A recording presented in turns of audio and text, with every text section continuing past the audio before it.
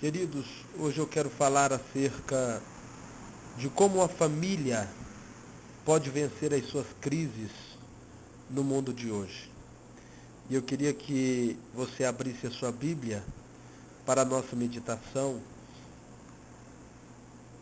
rapidamente, queridos.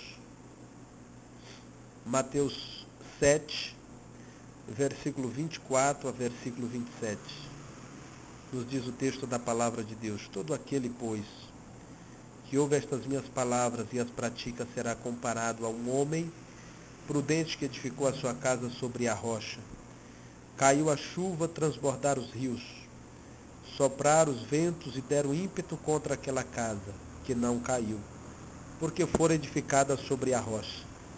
E todo aquele que ouve estas minhas palavras e não as pratica será comparado a um homem sensato, que edificou a sua casa sobre areia.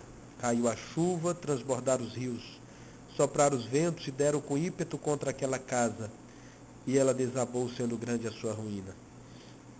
Quando estudamos as famílias bíblicas, queridos, nós observamos que muitas delas enfrentaram crises gravíssimas na sua época, no seu tempo. E percorrendo sobre a palavra de Deus, nós encontramos a primeira família da Bíblia enfrentar uma grande crise. Uma crise na sua época que foi o estupim para que uma família pudesse ser desestruturada. E a família de Adão foi a primeira família na Bíblia que eu olho, que eu vejo, que teve uma crise. E a crise surgiu entre os seus filhos. Caim começou a encher o seu coração com ciúme, com inveja. Ciúme e inveja são sentimentos profundamente destrutivos. Na família de Jacó houve, por exemplo, um sério problema de relacionamento entre os seus filhos. José era objeto de ciúme e inveja.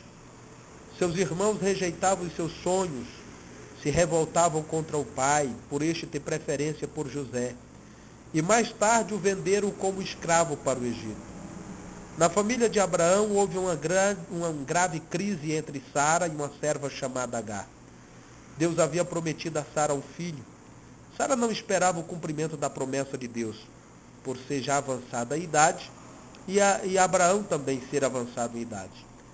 Agora Sara vira-se para Abraão e pede para que Abraão tivesse um filho com a escrava. E esta precipitação de sua parte gera mais tarde insegurança, ciúme no coração de Sara contra a serva. Sara agora ordena a Abraão que mande a serva embora com seu filho, filho de Abraão. Ao lembrarmos da família de Ana também, queridos, nós recordamos dos conflitos que ela enfrentou dentro da sua casa com Penina. Ana era humilhada por não poder ter filhos, mas Deus a honra e abre a sua madre posteriormente. Todas essas famílias venceram seus conflitos, porque estavam firmadas sobre a rocha. E este é o primeiro modelo de família, querido. O primeiro modelo de família, a família firmada sobre a rocha, amados. Versículo 24, versículo 25. Todo aquele, pois, que ouve estas minhas palavras e as pratica será comparado a um homem prudente que edificou a sua casa sobre a rocha. Caiu a chuva, transbordaram os rios, sopraram os ventos e deram com ímpeto contra aquela casa, que não caiu, porque fora edificada sobre a rocha. Veja o que diz o versículo 24. Edificou a sua casa sobre a rocha. Ele nos fala sobre uma casa firmada sobre a rocha. Este é o nosso primeiro modelo de família, aquela que está firmada sobre a rocha. Mas o que simboliza? O que quer dizer? O que nós entendemos por rocha, queridos? A rocha nada mais é do que o símbolo de resistência, queridos. De durabilidade, de persistência, de firmeza, de estabilidade. O projeto de Deus para as nossas famílias é que elas tenham as qualidades da rocha. Isto é, que elas tenham a resistência, a firmeza, a estabilidade, a durabilidade. Essas são as qualidades que Deus quer para a nossa casa, para a nossa família. E para a nossa família ter as qualidades da rocha, precisamos primeiramente firmá-la em Cristo. Porque o próprio Cristo também é a rocha. O próprio Cristo é a rocha, a pedra angular, a pedra da esquina, a pedra que os edificadores rejeitaram. E para colocar a nossa família sobre a rocha, precisamos colocar Jesus no centro das nossas decisões. Precisamos colocar Cristo na solução dos nossos conflitos e crises dentro do lar. Porque muitos casamentos acabam? Porque famílias não duram, não resistem na atualidade? Porque não estão firmadas sobre a rocha, irmãos. A rocha é Cristo. Veja o que diz a palavra de Deus em Deuteronômio 32, versículo 3 e 4. Dai grandeza ao nosso Deus. Versículo 4 diz, ele é a rocha cuja obra é perfeita. Encontramos mais uma informação importante nesta palavra de Mateus 7, versículo 24. No versículo 25, e caiu a chuva transbordar os rios, soprar os ventos e deram com ímpeto contra aquela casa, que não caiu porque fora edificada sobre a rocha. Ao ser exposta ao vento, tempestades, enchentes, a casa sobre a rocha continua firme, inabalável, não é? Intransferível de lugar, continua no mesmo lugar. Assim é a família no projeto de Deus. Esta família terá momentos de crise, sim, sem dúvida. Terá momentos de crise, de angústia e até de dor.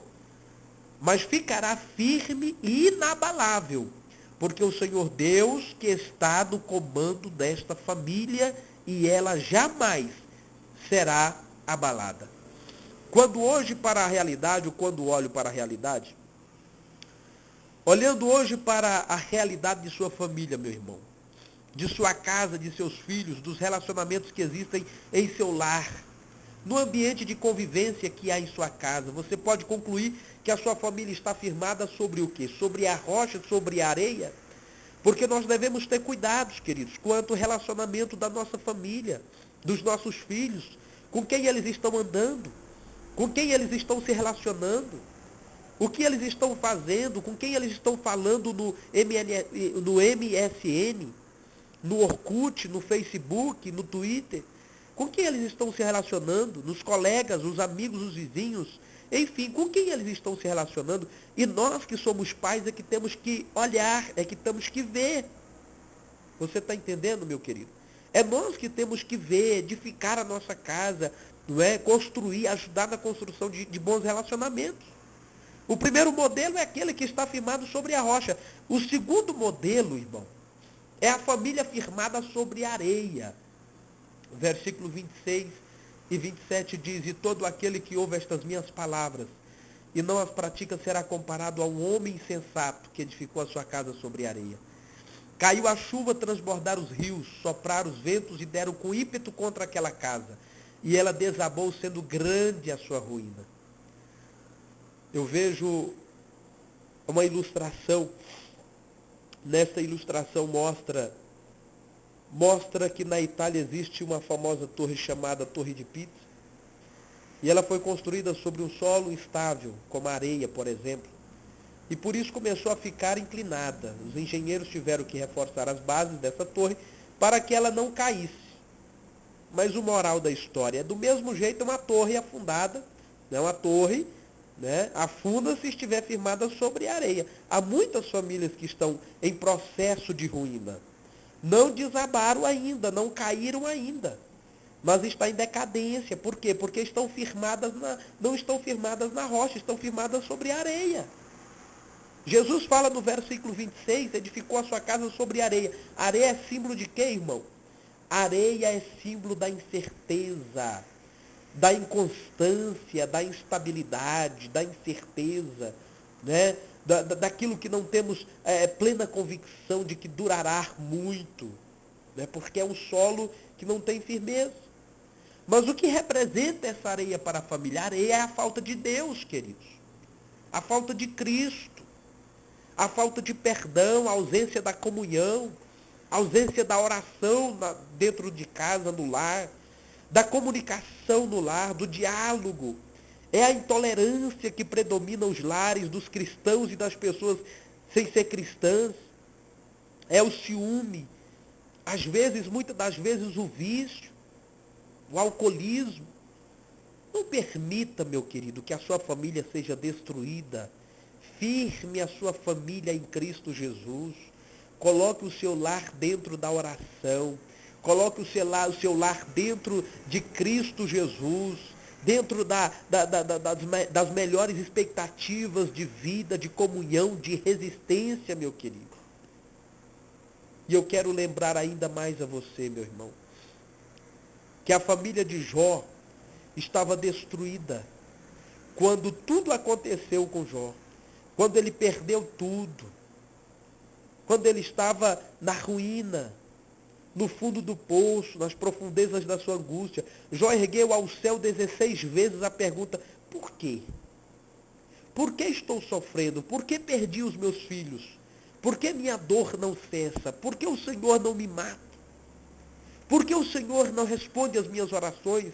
Jó lança para Deus mais de 30 vezes sua queixa amarga. Abre o seu coração, extravasa a sua dor, meu querido. Espreme as suas feridas e chora as suas mágoas. Como resposta às suas perguntas perturbadoras, naquele momento ele só escutou o que, irmãos? O silêncio. Deus não queria falar naquela hora. A mulher de Jó ficou revoltada com Deus, pediu ao seu marido para amaldiçoá-la. Os amigos de Jó que vieram para consolá-lo, para ajudar, para colocar esperança, convicção no seu coração, ao contrário disso, fizeram graves acusações, dizendo que ele estava sofrendo por causa de seus graves pecados. Aquela família estava no nevoeiro denso, estava precisando de um avivamento. Então, no meio das trevas, da dor, surge a luz da esperança. Do caos brotou a restauração, do deserto a fonte de esperança começou a jorrar. Deus se revelou a Jó, mostrou sua soberania, seu controle, todas as coisas. Jó compreendeu os desígnios de Deus. Não podem ser frustrados os desígnios do Senhor. Aquilo que Ele tem estabelecido para conosco não pode ser frustrado.